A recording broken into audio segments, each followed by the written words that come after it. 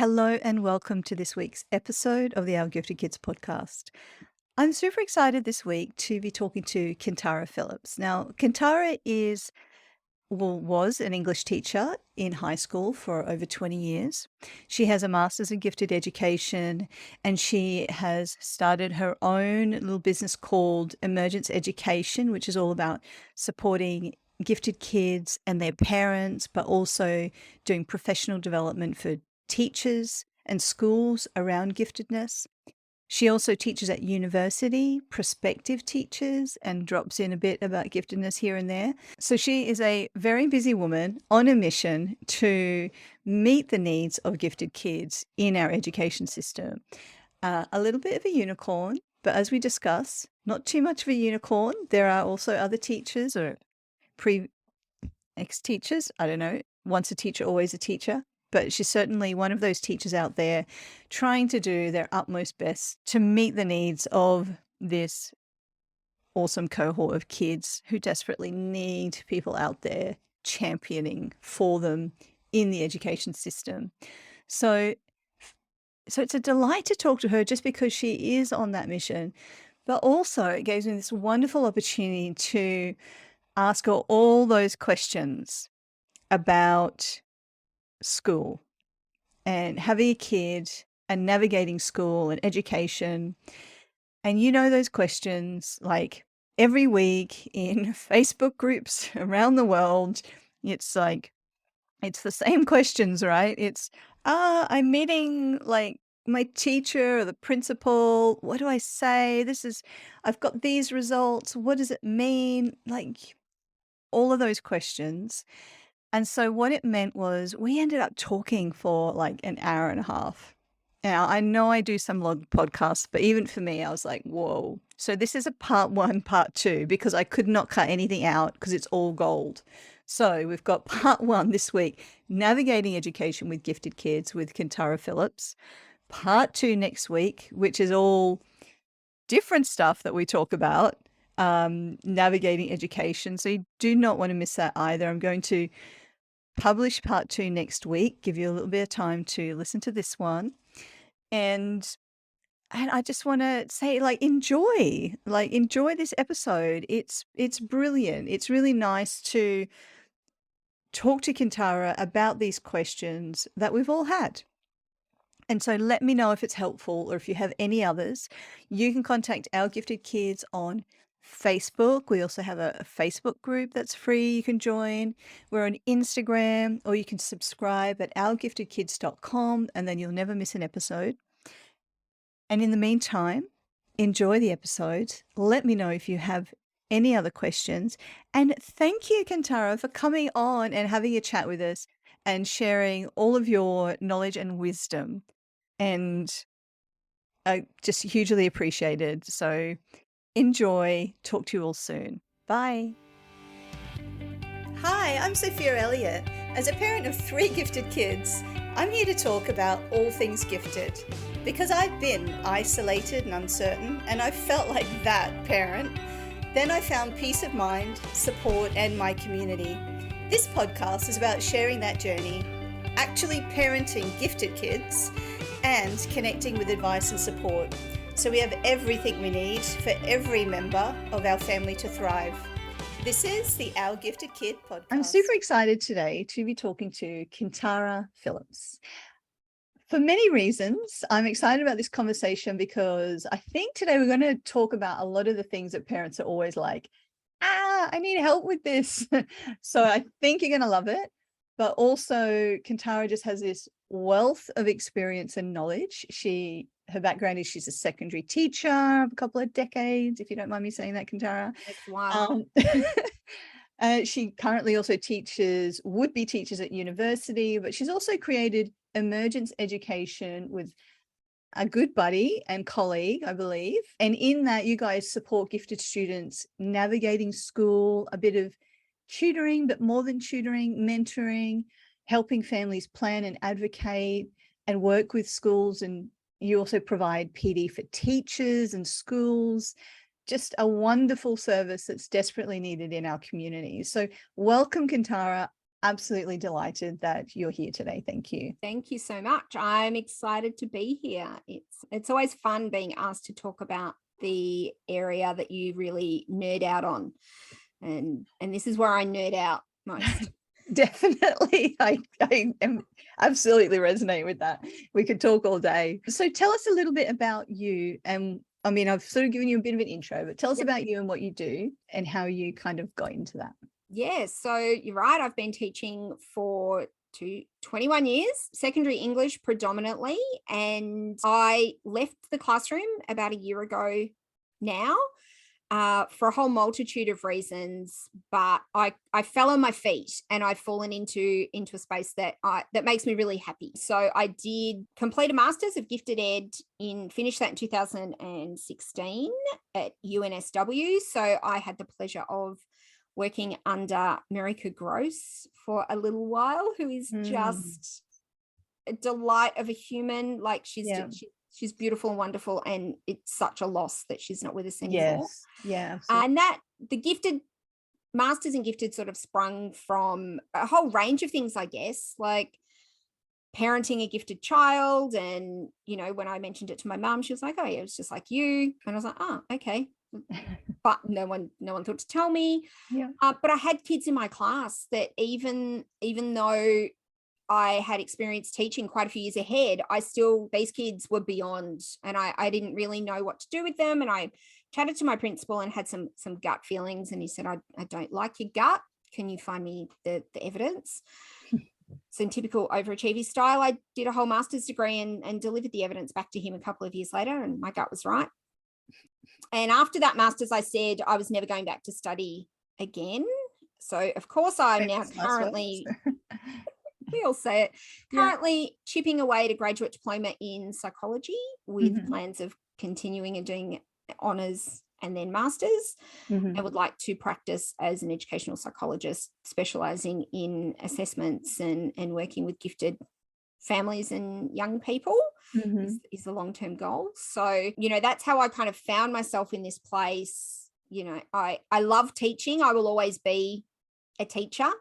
I can't imagine a time where I'm not involved in education in one way, shape or form. And I've luckily found myself working with pre-service teachers across 2 different universities and employ what I call the butterfly effect. So they may not have gifted ed as a compulsory part of their teacher training, but it's a non-negotiable part of your teacher training when you're in my classroom.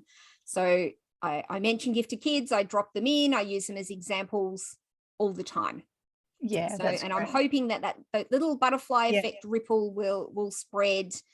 And, you know, I like to remind myself that each semester there are about 200 pre-service teachers who have direct contact with me, and they'll be out in schools soon.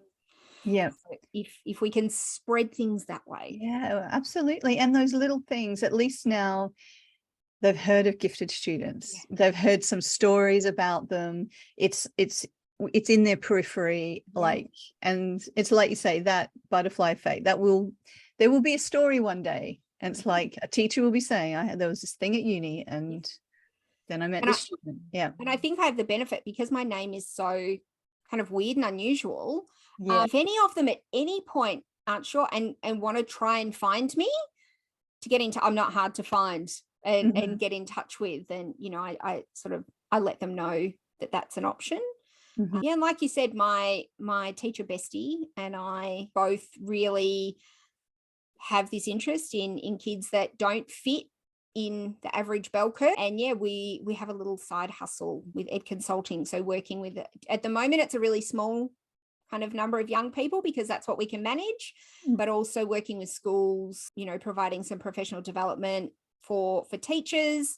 I've done a couple of whole school sessions. I've then had some teachers from those kind of reach out and ask for one-on-one workshops and mentoring. So I've been doing some of that as well. And that's something we're both really interested in kind of doing and building and working in that way. And because I've always got 5 million things on the go, also kind of ticking away at a couple of units that I'm hoping to be able to release and work with some gifted young people in small groups. So probably in the online space initially, but the dream is that at some point we will have a place that belongs to emergence and gifted children and young people, and their parents will come in and feel like that's exactly where they're meant to be.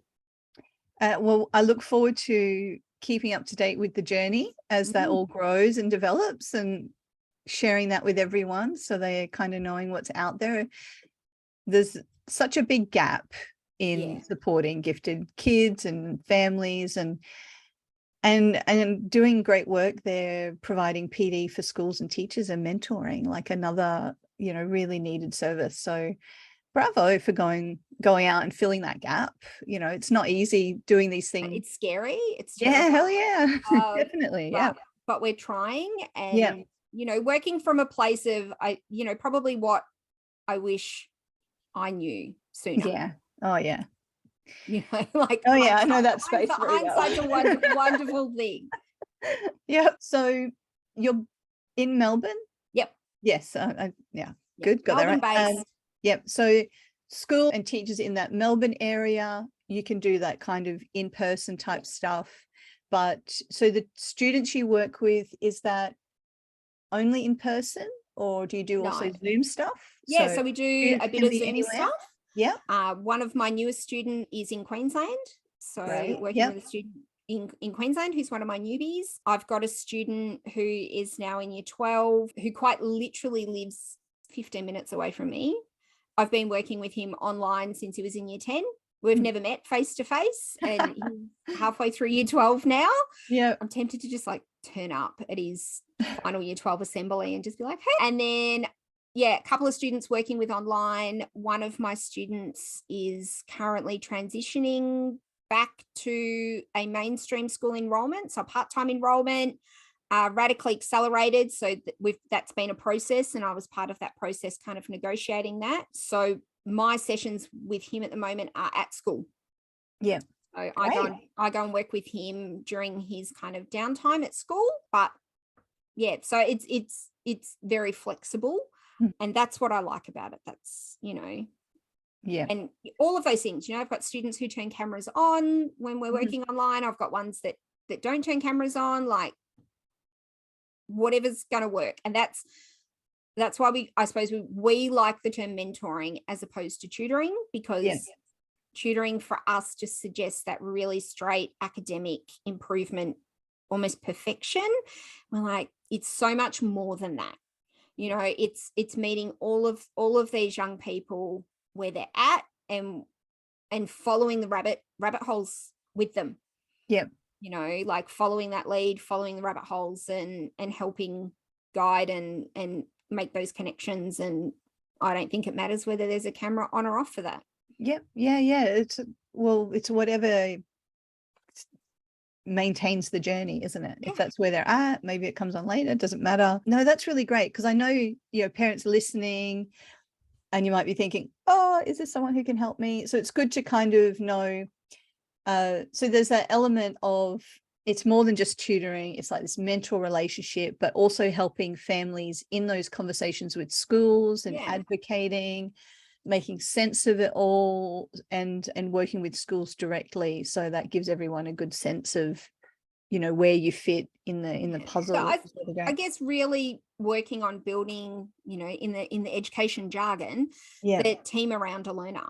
Yeah. And being part of that team and helping bridge some of the gaps that happen. There's a lot of jargon in education, and there's a lot of jargon in the assessments and the terminology around giftedness. And so helping families navigate that jargon, and really looking at how, bridging the gap, because I think there really is a gap. I think, a lot of the suggestions that come from psychologists and OC therapists and speechies and all of those wonderful people come from their line of best practice in their profession. Yeah. And I think teaching's very different kind of practice, and it's never one-to-one. Best case scenario, it's maybe 1 to 25. Worst case scenario, it can be 1 to 32, 33. And I think just helping teachers decipher some of the suggestions that are being made and seeing with a small tweak how they can work in your classroom, you know, how you can use this in the setting that you've got. Yeah, definitely. Yeah, absolutely. And I think important. Such an important role because, oh man, those assessments and reports, they're long. Like you say, it's full of the jargon of that profession. And it's kind of like, okay, what does this look like for me, you know, as a parent, as a teacher in real life? What does that equal? What does that mean I need to do? So definitely a huge role there for people just in that, like you say, bridging the gap between things. How do we make this work for this particular child? So that's really great. So which makes this a really exciting conversation today. So because and this was something when I was thinking about this conversation, it was very much like, and I love that you've already said it, it's like building the team around the child who's also a student. And it's like, as parents, we're obviously well and truly in there, but as teachers, we're all on the same team. And it's kind of like, how do we work together with the other professionals that are there supporting our child to just meet the needs of that child, meet that child where they're at? And that sounds so straightforward. And yet we know how incredibly hard that is. Like, oh my goodness. Yes. So when I was thinking about, oh, what are we going to talk to Kintara about, is very much like, okay, how do we, you know, what is it that is helpful for parents to know in this bridging this gap between parents and teachers and schools? So let's kind of get started with, and my dog is here with me today. I don't know if you can, she's like licking the window a minute ago. And mine's somewhere. I don't know.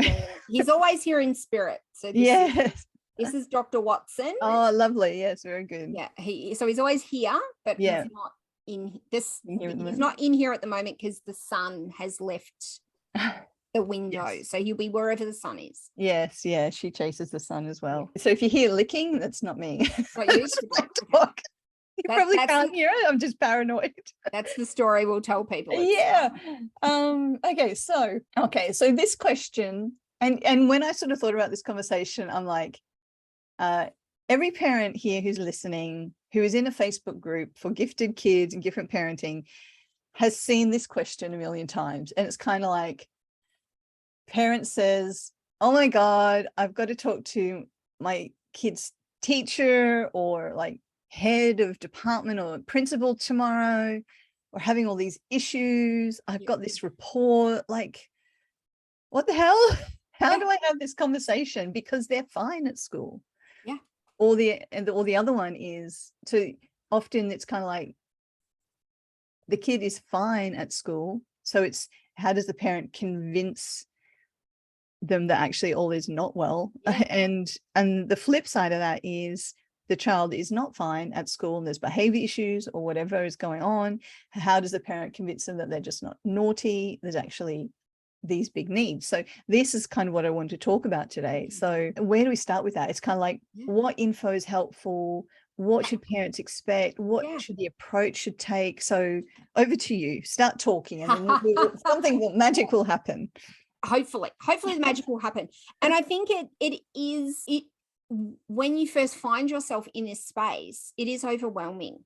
You know, and the other thing that, you know, I remember someone said at a professional development or somewhere that I was, that, you know, gifted kids who are the successful gifted kids who are, you know, everything's chipping, everything's working, they're successful, like they're not naughty, they're not, you know, they don't have this stuff going on, typically don't end up in psych's offices being assessed, typically aren't having meetings with schools about what's happening because everything's just working.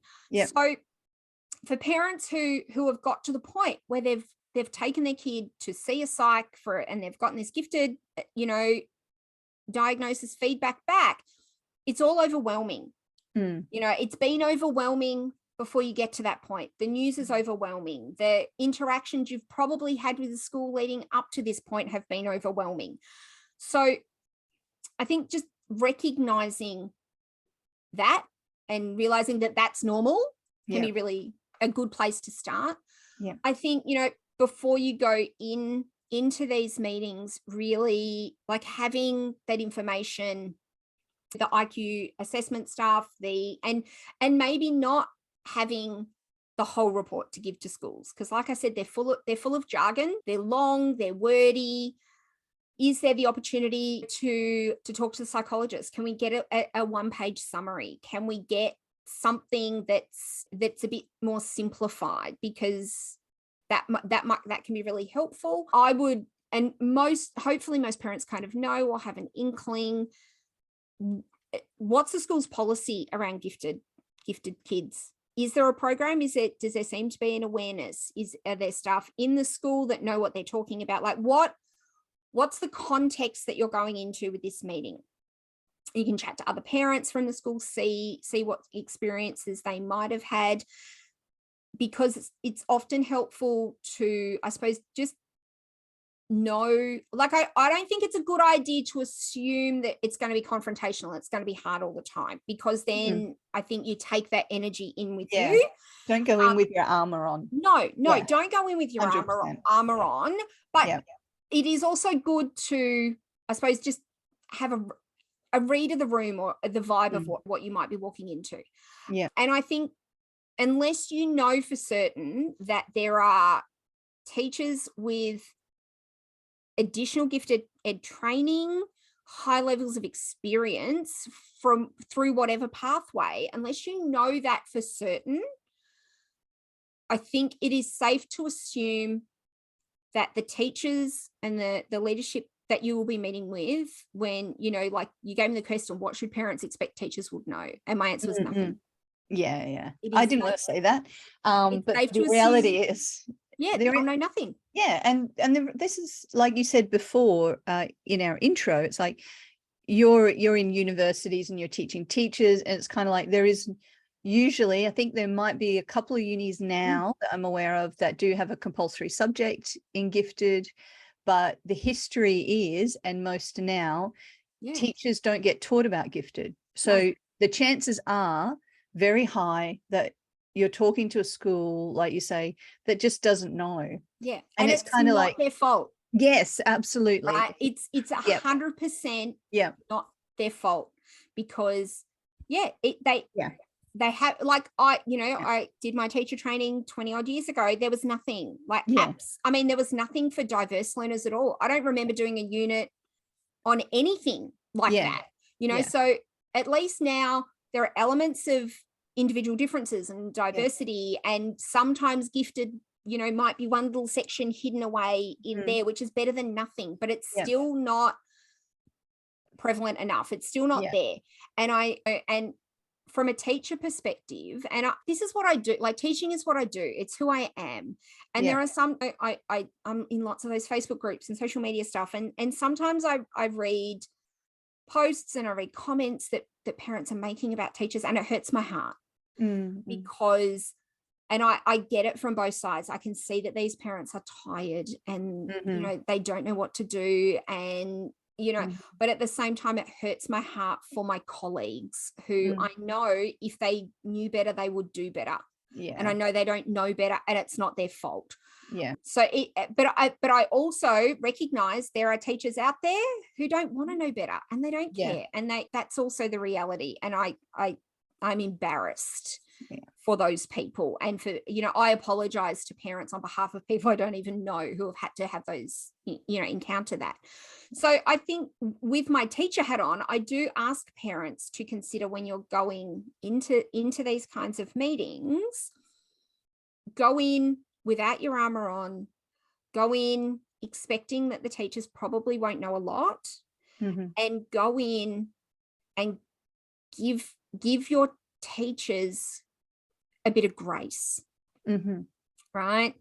And go in with that where the goal is this shared understanding, right? This wanting to learn together, not us and them, not school and home, not, this team around our young people. We're all part of it. We all want to work together. And, I always, anytime anything's a bit awkward or uncomfortable or could potentially be that, conflict kind of conversation, I always go in and remind myself that I need to understand the other person's why, right? Yeah, I'm going in seeking to understand. Yeah. So, and, I was kind of making some notes for myself last night and thinking some things out. And I know lots of parents, will hear some of my suggestions and be like, but is it my job to do that? Should I have to organize that for the teacher? Should I have to send links to reading? Should I no, 100% you should not have to do that. Mm-hmm. But could you? Will it make it easier? Will it show some grace? Will Mm-hmm. it build a relationship and some trust and this working togetherness? Probably. Yeah. So is it worth it? If it's going to help, I think it is. Yeah. And I think, absolutely. I think it's validating for parents at this point that, oh, man, none of that's easy. Because the chances are you're wanting to talk to this teacher because stuff at home, stuff with your kid is not going great, which is stressful. It hurts to watch our kids in pain. Yeah. And it hurts when things are so hard. And it's kind of like, we get where the teaching profession is coming from.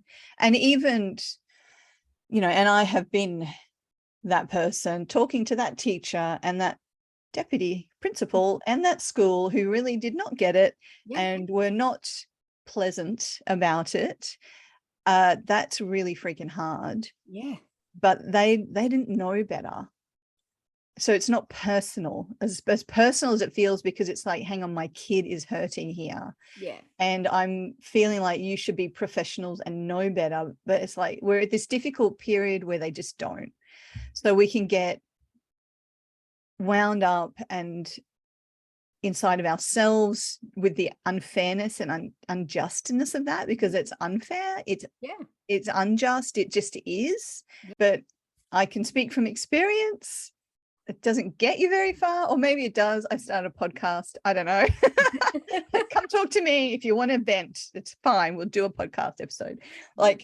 But yeah, so it's just kind of like, okay, this is the lay of the land. And it's kind of like when you walk into that meeting, it's kind of like, yeah, leave your armor behind.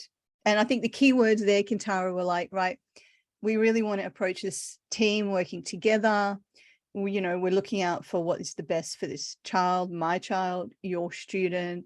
And it's just kind of like, to be honest, the shitty part of this for parents is you don't know who you're going to get.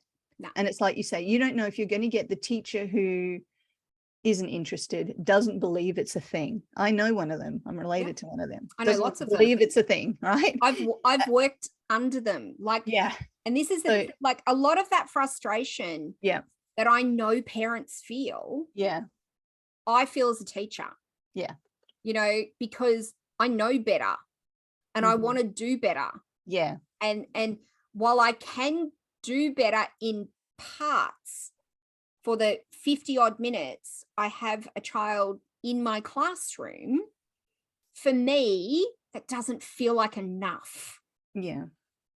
So I have had those conversations with leadership. I've gone in with armor on and been like, "Argh!" And I've left workplaces because that principal I can see doesn't share my values, doesn't believe what I believe, and isn't going to change. I don't have the energy to fight that fight. So you know what? I'm gonna go and find somewhere else that maybe will. And unfortunately, as a parent of a gifted and neurodivergent child, there is a point which you have to ask yourself the question, is this a school for us? And it's kind of like, and I know way too many people, and they've been at like 2, 3, 4 plus schools because they all have not been the school for them. And that is the hard reality and that is just traumatic for the child and the family. But that's the world we're living in, unfortunately. One of my young people that I work with, we're on educational setting number 8. Oh, how old is that kid? 13. 13. Oh my God, 13. Yeah. Like, have they even been at school for, what is that? That's like 7 years at Year 8. school? Year 8 in Victoria. Oh my God. 8th year of school, 8th educational setting. Yeah. Like, that's not cool. No. You know, yeah. And recently one of our members was like talking to their school, and they just changed to this school. They had all of these hopes and expectations because they sort of said the right things, but it's gone pear-shaped, and they've had a meeting with the leadership, and the leadership's kind of like, you know how when you first sort of came to see us and you were considering, you know, is it homeschooling or us?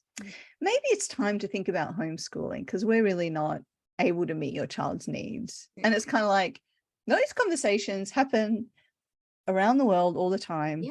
with parents of gifted kids and schools. And I'm so sorry for all of those kids and all those parents having to go through that trauma, because it is trauma. It is. And it's kind of like, but I guess it's kind of like, let's be real.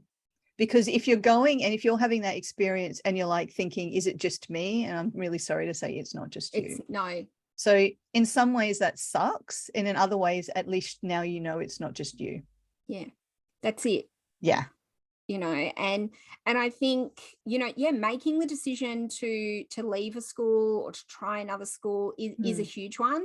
Yeah. And for lots of people, is another school even an option for your family? You know, is there another option within a reasonable commute? Yeah. Because for lots of people, there's not. Yeah. Is there an option that is financially viable to your family? Because some people are really limited by financial opportunity, you know, so there are lots of those kinds of things that happen. And then, like you said, you go and you do tours of schools and you meet with people and you ask questions, and they seem to give all the right answers and tick the boxes, but then the reality is very different. Yeah. So, you know, I suppose some things that are maybe for parents to think about that they might not have thought about before, you know, from, I suppose, my teacher perspective and that side. You know, I am all for like when you ask the questions, and like I said, you can the general expectation will probably be that teachers know nothing or very little, right? So a teacher who said, or a school that said, oh yes, we've got all of this experience with gifted learners and we know blah, blah, blah, blah, but there was no, you're like, oh, well, where does that come from? Or I go and Google people's names and they're not showing up anywhere as having that extra training in gifted ed, or, you know, like it's almost like, for me, a little bit of a red flag as schools or teachers that are too keen. Yeah, sure. You know, like without the backup. And you know, using myself as an example, if I was asked, you know, well, what, and it's happened, you know, when I've been in schools, I've run faculties and open nights and all of those things. And, you know, I've had parents sort of say, often it's they'll ask someone else and someone else is like, see that woman over there, go and ask her. She knows, she knows about gifted stuff. And I will also always, and I don't know whether it's just a me thing, whether it's being twice exceptional and feeling like I have to justify my existence all the time in the world. But I will always start with parents, you know, thanks for coming and having a chat with me. Gifted kids are my jam. I have a master's in gifted education. I have this experience. So I let them know. Yeah. I'm not just blowing smoke up their butt. Like I do have some stuff. So I think, you know, schools that seem to offer the world but can't really provide a little bit of evidence or experience to back that up is maybe a little worrying. Yeah. I'm always pretty keen on teachers that you might ask them, you know, what's your experience with gifted kids, or what do you know about giftedness or twice exceptionality, or whatever the case may be. And I think there's a lot to be said for teachers who are secure enough in their own abilities that they go, you know, not a heap actually. Yeah. Not really. Like I haven't really had a lot. So keen to learn more. Yeah. But I just haven't really, I think an openness and a willingness to admit that they don't know, but they want to know can be a really good indicator. Yeah. And I've had that experience. So one of my kids, it was their kindy, and we were really upfront, and they were like, actually not a lot, but they were just really keen, and they learnt, and they were open to it, and they took concrete moves to understand and meet their needs. And I think what you were saying there is, so as a parent, if you're going to a school and you're kind of like, what do I ask, what do I look for, these kinds of things, what you've said there is you should be able to say, like ask a question like, do you have a gifted program, or how do you meet the needs of gifted kids? And what you might expect is a yes or a no. First of all, like a gifted program is a gifted program. Like it means they've got a program, it's well thought out, they can go, here it is, bam. Or you might have, sometimes they might say, well, we do pull out classes and accelerate. So provisions. Yes, provisions, that's right. Different to a program. It's like you say, there should be concrete things that they can point to. Yes. So we have provisions or accommodations, and we either accelerate, or we have this class, or we have that class. And this is how we meet the needs of those students. So there are concrete things. And like you said, they should be run or managed by people who have concrete experience. And at the moment, that is basically a Masters of Gifted Ed, one would expect, because you don't do it in undergrad, or someone who may be like, I've taught gifted programs for ever, do you know, but there's that concrete kind of, this is my expertise, because it's a skill set. And this is the concrete program that we have. Or at the very least, a willingness, because if your options are very limited, like ours were with the kindy, I mean, you just don't get gifted programs in kindies here in SA anyway. And, I knew I wasn't going to get any kind of gifted program, but I had a willingness. And you can only take people on face value and cross your fingers that they mean it, and kind of hope that, they're being sincere about that, because it doesn't always work out that way. But there are the concrete things you can actually look for, and it's okay to ask that. Yeah, and I think in a sense, it's important to ask it. Yeah. And it's also, I know there are lots of parents, and I see lots of kind of chat around social media about the word gifted and using gifted, and people's reactions to using the word gifted. And I get it. Like I do get it. But I think from a parent perspective, if you're going into a school and asking those questions, don't sugarcoat it. What kind of things can you do for kids who need some extension, or have some high potential, or high achievers, or quick finishers? Don't sugarcoat it. Because actually go in and say, what can you do for my gifted child? Because the way they react to the G word may also give you some hints. Oh, that's so true. Into what you're getting. When we sugarcoat it, when we go, they're a quick finisher, or they're a little bit clever. It just gives out of like, oh, well, you didn't say they were gifted, you just said they were a little bit clever or whatever. So I think using the word can, and then reading the reaction can actually.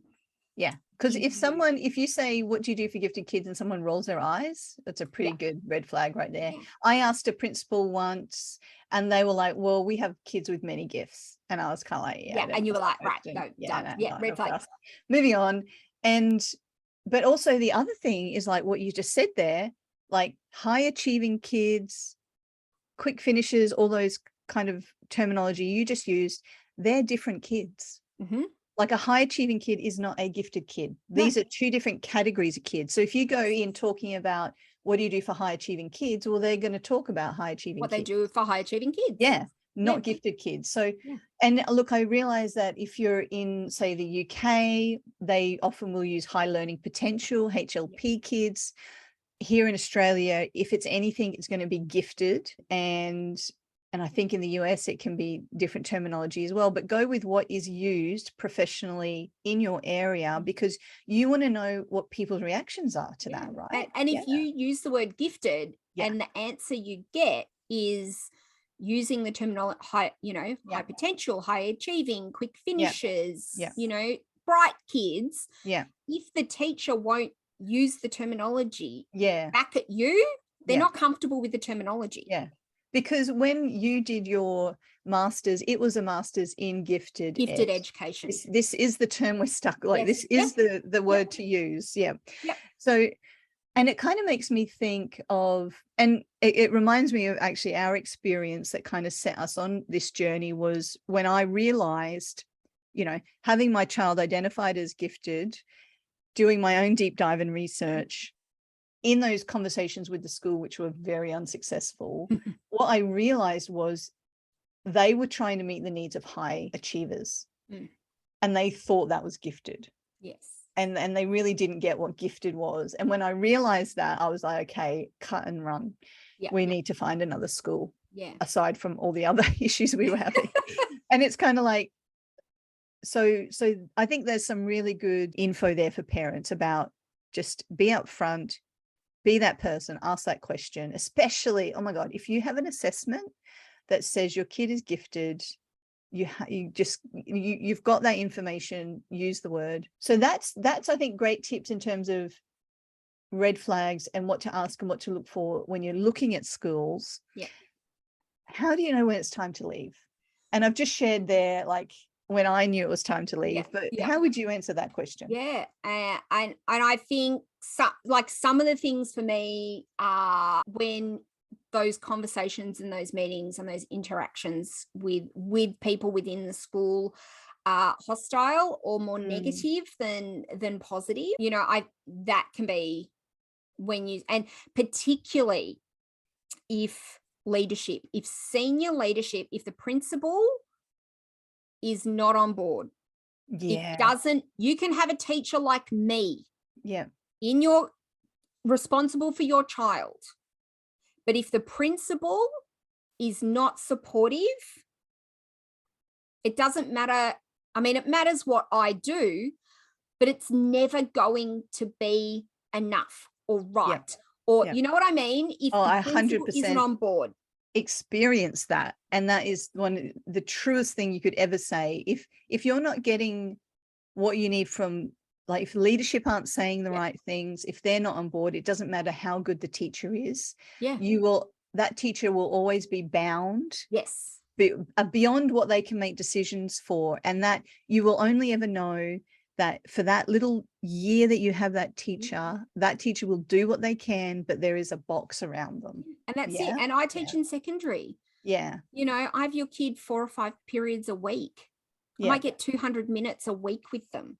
It's not even like primary where I would have them most of every day. Yeah. And I know from experience, like I said, you know, I've left schools for that reason because I was too tightly bound. My hands were tied and I knew I could do more and I knew I could do better. And that was probably the final straw of me leaving the classroom. Yeah. Because I tried on so many schools and so many principals and so many systems, and they all just kept me bound. Yeah. You know, and like an example, when I did my master's, the principal that said he didn't like my gut.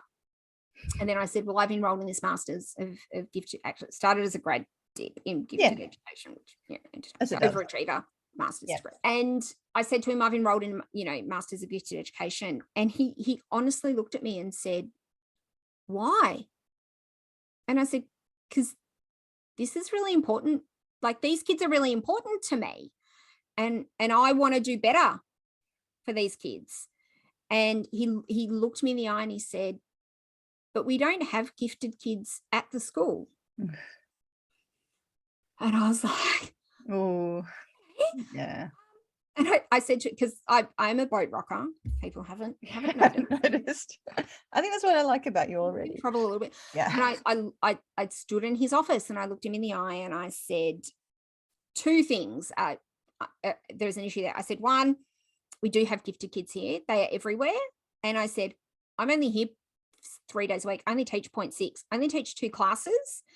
And I can tell you at least half a dozen kids that I interact with on a daily basis who are gifted at this school right now. So that's one issue.